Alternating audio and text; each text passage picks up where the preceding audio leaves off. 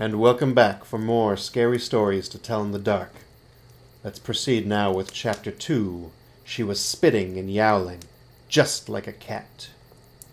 The tales in this chapter are about an empty trunk, a neighbor who turns into a cat, a strange drum, some very tasty sausage, and other scary things. The bride. The minister's daughter had just gotten married. After the wedding ceremony, there was a great feast with music and dancing and contests and games. Even old children's games. When they got to playing hide-and-seek, the bride decided to hide in her grandfather's trunk up in the attic. They'll never find me here, she thought. As she was climbing into the trunk, the lid came down and cracked her on the head, and she fell unconscious inside, the lid slamming shut and locked. No one will ever know how long she called for help, or how hard she struggled to free herself from that tomb. Everyone in the village searched for her, and they looked almost everywhere, but no one thought to look in the trunk. After a week, her brand new bridegroom and all the others gave her up for lost. Years later, a maid went up into the attic looking for something she needed. Maybe it's in this trunk, she thought. She opened it and screamed. There lay the missing bride in her wedding dress, but by then she was only a skeleton. Rings on her fingers. Daisy Clark had been in a coma for more than a month when the doctor said she finally died. She was buried on a cool summer day in a small cemetery about a mile from her home. May she always rest in such peace, her husband said.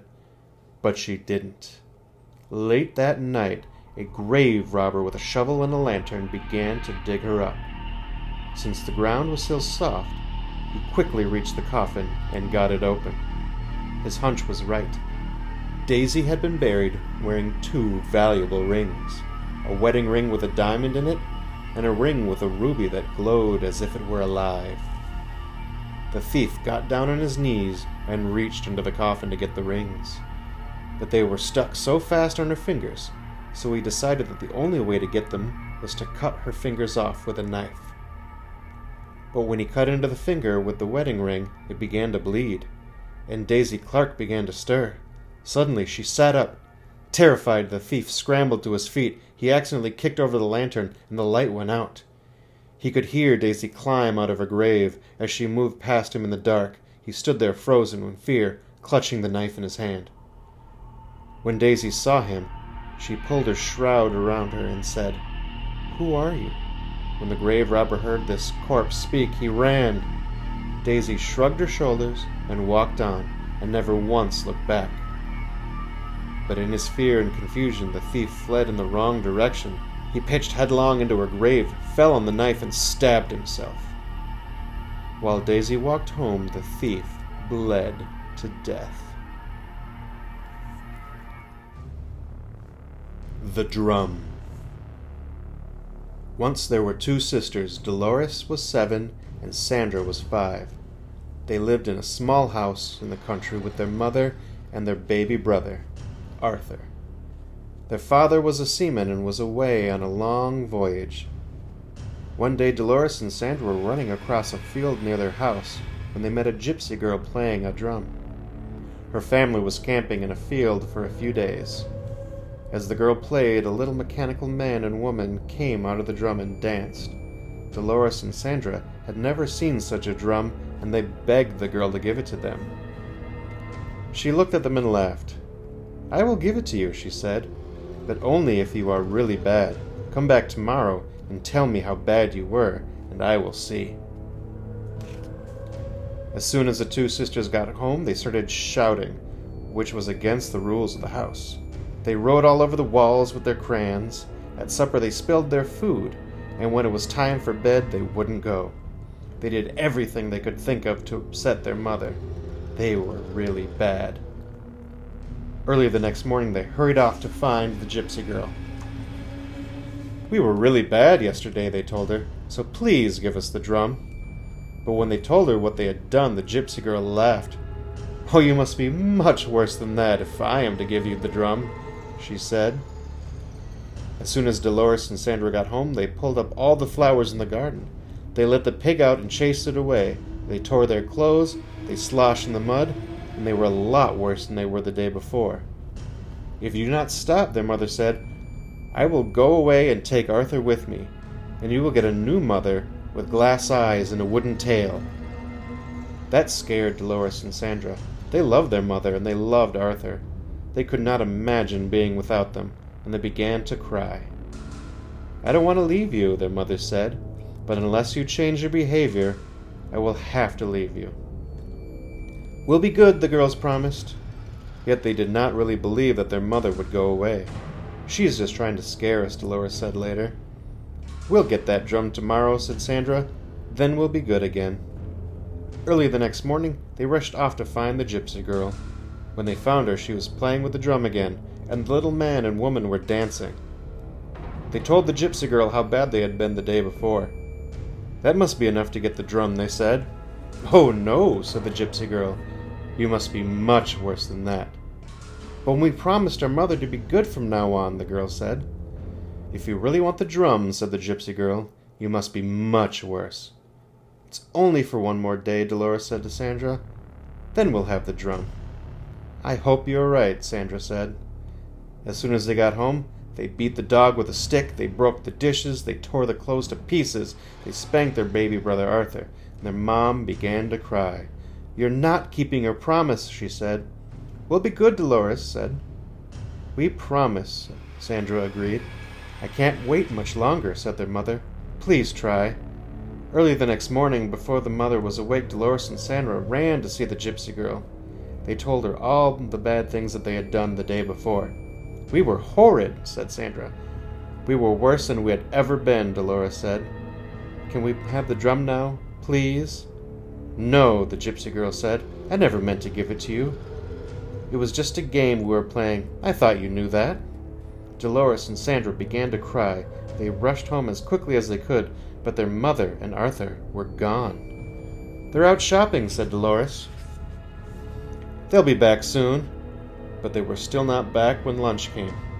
Dolores and Sandra felt lonely and scared. They wandered through the fields the rest of the day. "Maybe they will be home when we get back," said Dolores.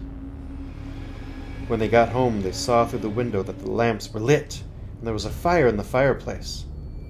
But they did not see their mother and Arthur. Instead, there was their new mother, her glass eyes glistening and her wooden tail thumping on the floor. The window.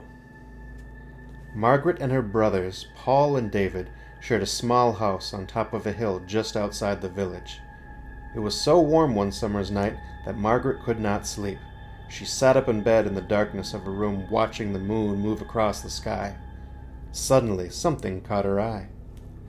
She saw two small yellow-green lights moving through the woods near the graveyard at the bottom of the hill. They looked like the eyes of some animal, but she could not make out what kind of creature it was. Soon the creature left the woods and moved up to the hill toward the house. For a few minutes, Margaret lost sight of it, but then she saw it coming across the lawn towards the window. It looked something like a man, and yet it didn't. Margaret was terrified. She wanted to run from her room, but the door was next to her window. She was afraid the creature would see her and break in before she could escape. When the creature turned and moved in another direction, Margaret rushed to the door, but before she could open the door, it was back. Margaret found herself staring through the window at a shrunken face like that of a mummy. Its yellow-green eyes gleamed like a cat's eyes. She wanted to scream, but she was so frightened that she could not make a sound. The creature broke the glass, unlocked the window, and crawled inside. Margaret tried to flee, but the creature caught her. It twisted its long, bony fingers into her hair, pulled back her head, and sank its teeth into her throat. Margaret screamed and fainted. When her brothers heard her piercing scream, they rushed into her room, but by the time they had gotten the door unlocked, the creature had fled. Margaret lay on the floor, bleeding and unconscious. While Paul tried to stop the bleeding, David chased the creature down the hill toward the graveyard, but soon he had lost sight of it. The police thought it was the work of an escaped lunatic who believed he was a vampire. When Margaret recovered, her brothers wanted to move to a safer place where it would be harder to break in, but Margaret refused. The creature would never come back, she was sure of that. But just in case, Paul and David began to keep loaded pistols in their room. One night, months later, Margaret was awakened by a scratching sound at her window. When she opened her eyes, there was the same shrunken face staring at her. That night, her brothers heard her cries in time. They chased the creature down the hill, and David shot it in the leg. But the creature managed to scramble over the graveyard wall and disappeared into an old burial vault. The next day, Margaret and her brothers watched as the sexton of the church opened the burial vault. Inside was a horrifying scene. Broken coffins, bones, and rotting flesh were scattered all over the floor.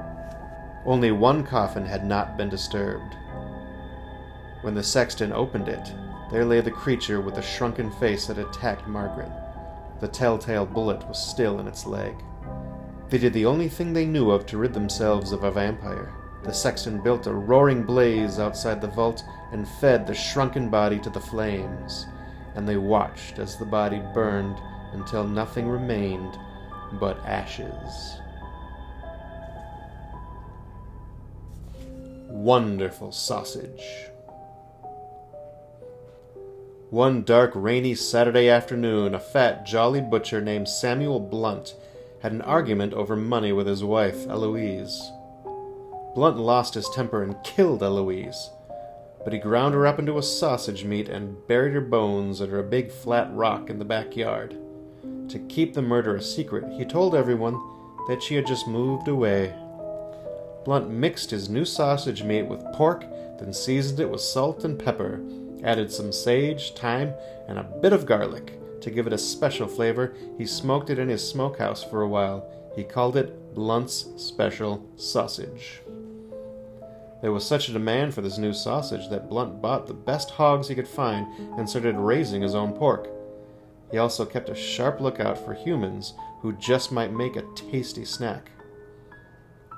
One day, a nice, plump schoolteacher came into the shop, so Blunt grabbed her and ground her up. Another time, Blunt's dentist came by. He was a little round man, and into the grinder he went. Then one by one, the children in the neighborhood began to disappear, and so did their kittens and puppies, but no one ever dreamed that Blunt the butcher had anything to do with it. Things went on that way for years. Then one day, Blunt made a big mistake. A fat boy came into the butcher's shop. Blunt grabbed him and started to drag him off into the sausage grinder. But the boy broke loose and ran out of the shop. Blunt chased him, waving his big butcher knife. When people saw this, they realized at once what had become of all those missing children and grown-ups and kittens and puppies. An angry crowd gathered at the butcher's shop. No one knows for sure just what happened to Blunt that day. Some say he was fed to his hogs. The others say he was fed to his sausage grinder. But he was never seen again, and neither was his wonderful sausage meat. That's so bad. The Cat's Paw. Somebody was stealing the meat Jed Smith kept in his smokehouse. Every day a ham or some bacon or something else went missing. Finally, Jed decided he had to put a stop to it. That night he hid in the smokehouse with his rifle and waited for the thief. He didn't have to wait long, for soon a black she-cat slunk in. She was the biggest cat Jed had ever seen. When she jumped up and pulled down a ham hanging from the ceiling, Jed grabbed his rifle and turned on the lights. But instead of running away, the cat jumped at him. He fired and shot off one of her paws. Jed was sure he had heard a woman scream right after his gun went off. The cat began tearing around the room, spitting and yowling. Then she ran up the chimney and was gone. Jed stared at the cat's paw. Only it wasn't a cat's paw anymore. A woman's foot lay wriggling on the floor, all shot up and bloody. So it's a witch that's been doing this, he told himself. Just then, one of Jed's neighbors, a fellow by the name of Burdick, came racing down the road to get a doctor. His wife's foot had been shot in an accident, he told Jed. She's bleeding pretty bad, he said. The doctor got to her barely in time. People who were there said what had happened, that she was spitting and yowling. Just like a cat. The voice. Ellen had just fallen asleep when she heard a strange voice. "Ellen," it whispered, "I am coming up the stairs. I'm on the first step. Now I'm on the second step." Ellen got scared and called her parents, but they didn't hear her and they didn't come. Then the voice whispered, "Ellen, I'm on the top step. Now I'm in the hall. Now I'm outside your room." Then it whispered, "I'm standing right next to your bed." And then, "I've got you." Ellen screamed and the voice stopped. Her father rushed into the room and turned on the lights. "Somebody's in here," said Ellen, and they looked and looked, but nobody was there. And that is all for Chapter 2. I'll see you next time for more scary stories to tell in the dark.